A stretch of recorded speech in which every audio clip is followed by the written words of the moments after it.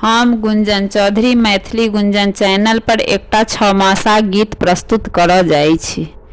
गीत के अहाँ सब अंत तक जरूर सुनब। प्रथम खाड़ हे सखी साजी आयल जल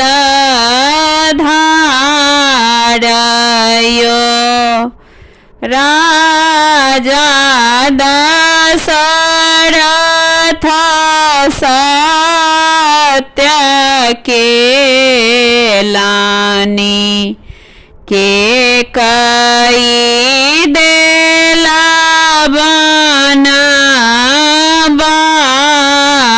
बनवासयो सावन हे सखी सर्व सोहावन एक तरती अन्हारयो राम लक्ष्मण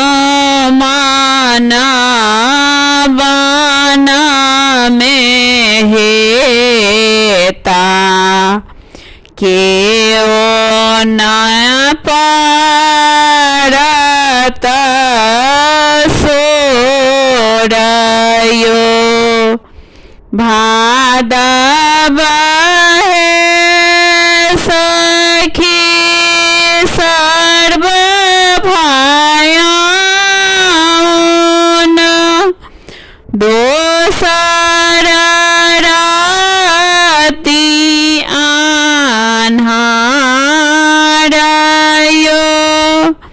करुणा करथिन मातो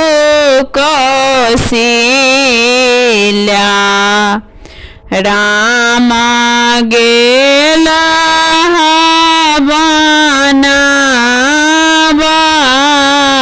बनवासयो आसीन हे सखी आस लगाओला सबके पूरिए गेला आसयो एक नहीं पूरावती रानी के कई जे देलानी बनवासयो कार्तिक हे सखी पर्व लगत है सब सखी गंगा स्नानायो रथ साजल ठाढ़ लक्ष्मण करत रंग रंग खेलयो अगहन हे सखी अग्र सोहावन चहुदिस उपजला धानयो राजा दशरथ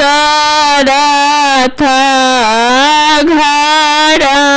में पड़ला तेजी देलानी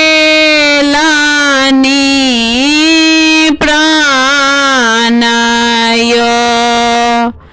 राजा दशरथ घर में पड़ला, तेजी